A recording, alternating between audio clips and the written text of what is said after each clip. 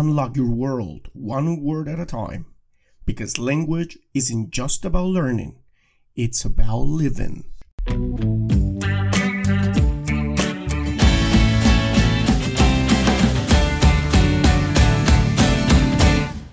Let's get started. Wonderful listeners, welcome back to the Languages Pedagogy Podcast. Today we begin an incredibly exciting and practical two-part series all about mastering language proficiency exams, such as TOEFL, IELTS, and others. For so many learners around the world, these exams represent opportunities. Admission to prestigious universities, career advancement, or migration to new and exciting countries. But let's be honest, they're also intimidating. Whether you're feeling overwhelmed or simply need guidance to focus your preparation, this series is for you. In part 1, we're focusing on understanding the exams and building a strong foundation for success. By the end of this episode, you will have a clear plan on getting started. So, let's get into it. Audio Jungle.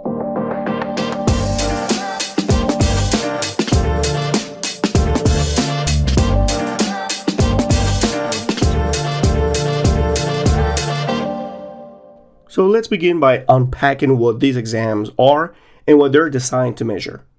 This is crucial because once you understand the purpose of this test, your preparation becomes more focused and effective.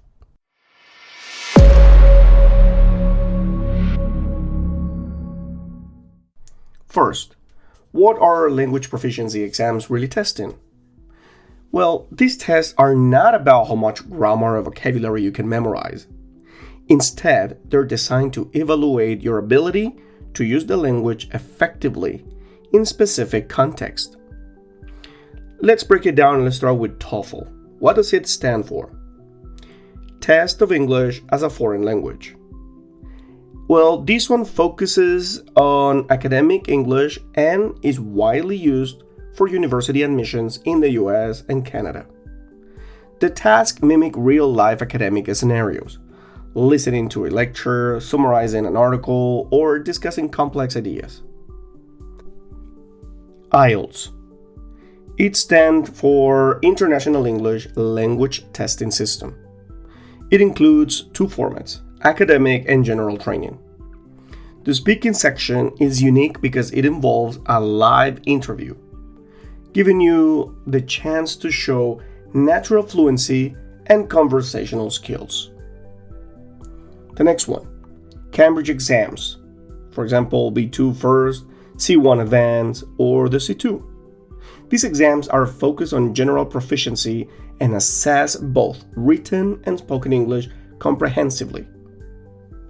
Then we have other exams, like PTE, which is Pearson Test of English, known for its integrated task and computer-based format. We also have a new one, which is Duolingo English Test, a newer, more flexible option for students applying to universities remotely. 2. Why these exams matter? These tests are gateways to opportunities. First, admissions to universities abroad. Second, proof of language ability for immigration. Or third, qualification for international jobs or scholarships. But remember, they're not just about passing. They're about proving that you can thrive in an English-speaking environment.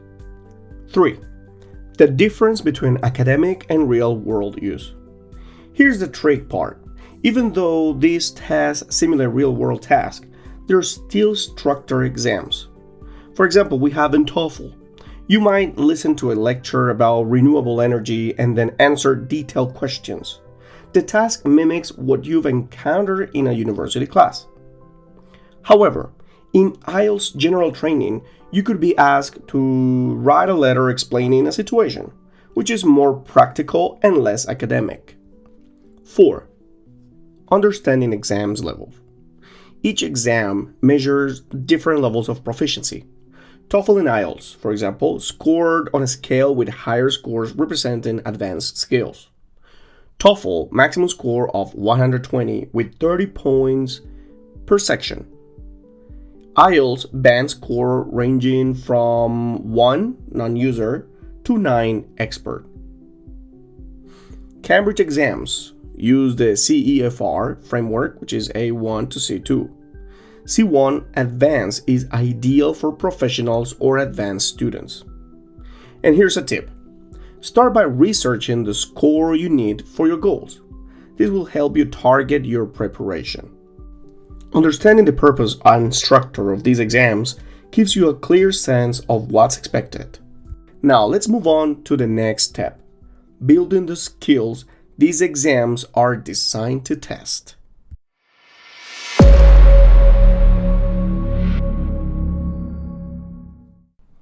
Success on these exams doesn't come from cramming or memorizing. It comes from building a foundation of skills that prepares you for any question or task. Let's break this down into the 4 core areas: reading, listening, speaking, and writing. First, reading skills. Focus on speed and comprehension. The reading sections test your ability to analyze and understand text, whether they're academic passages in TOEFL, IELTS academic, or practical materials like instructions or brochures in IELTS general, for example. What are the key challenges here? Limited time, dense text with complex vocabulary, inference questions that require deeper understanding. Now, let's get down to business here. How to prepare for it? First, practice active reading. Read news articles, journals, and academic text. Highlight key ideas and make quick summaries. Second, develop skimming and scan skills. Skim to get the main idea, then scan for specific details. And here's a pro tip for you. Use free resources like BBC Learning English or The Guardian to expose yourself to diverse writing styles. Also, you can check on the blogs here that we have on MikeEnglishOnline.com. That can be very helpful as well, and they're all for free. Second, listening skills. Training your ears for real-life context. Listening tests evaluate your ability to follow conversations, lectures, and instructions. What are the key challenges here? Understanding different accents, that's one of the biggest one and the toughest one for most of the students. Staying focused during long recordings, this is another one. If you're not patient, you won't be able to get it. And most of these exams are not about how much English you know sometimes, but it's how patient you can be actually, just to keep waiting over there for 1 hour or 2 hours. So how to prepare on this one? Diversify your listening. Use podcasts like this one, TED Talks, and YouTube channels. Focus on different accents. American, British, Australian, or any other, even European or Latin American English accents as well. 2. Take notes effectively. Write down keywords, transitions, and main ideas. Now here comes your pro tip. Replay sections and write summaries to improve comprehension. Third, speaking skills. Clarity and fluency. Speaking tasks can feel intimidating, especially under time conditions. Key challenges. What are these ones? Organizing thoughts quickly, maintaining fluency under pressure. Now, how can we just prepare for it? First, practice common topics. Describe a favorite place, for example, explain a process, or defend an opinion. Second, use the PPF method, which is past, present, future. For example, I visited Italy last year. I'm currently planning another trip, and in the future, I'd love to explore Venice. That's another one. Here's your pro tip for this one. Record yourself daily to monitor progress and identify areas for improvement. Now, fourth, writing skills. Aim for structure and precision. Writing tasks test your ability to express ideas clearly and logically. Here are the key challenges of these ones. Organizing thoughts within a time limit. Avoiding grammar and spelling errors. How are we going to prepare for this one? First, master essay structures. That's very important. Use clear introductions, body paragraph, and conclusions. Develop one idea per paragraph and support it with examples. It needs to be very clear, and on this one, I always talk to my students and I tell them they need to be ready to prepare. They need to know exactly how this structure is. And on top of that, they need to know how to paraphrase. Some students actually find it really challenging to do it. And second one, practice with time task. Write essays on topics like environmental issues or education. Now, what is the pro tip for this one? Always proofread for mistakes before submitting.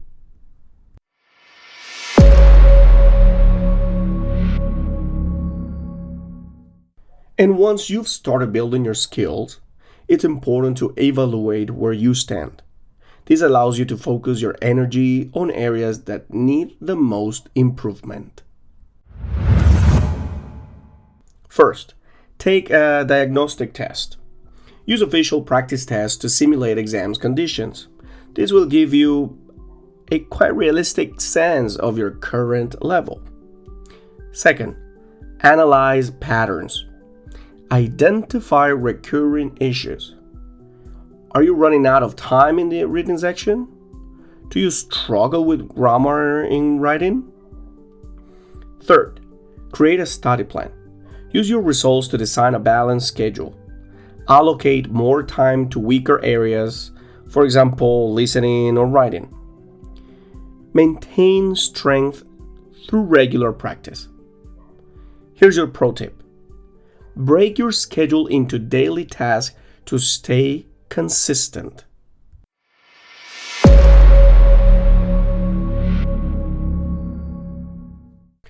And before we head into the next part, I just want to remind you that new episodes drop every Monday and Friday.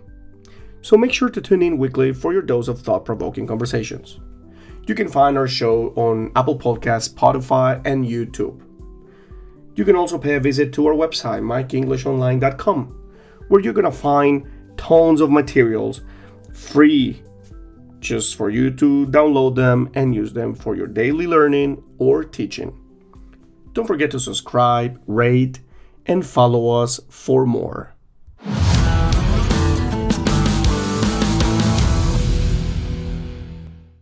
Well, in today's episode, we've laid the foundation for mastering language exams. You now understand what these tests measure, how they're structured, and how to start building the skills you need to succeed. In part 2, we'll go even deeper, exploring specific strategies for each section and tips for staying calm and confident on test day. Until next time, stay motivated, stay curious, and keep learning. You got this.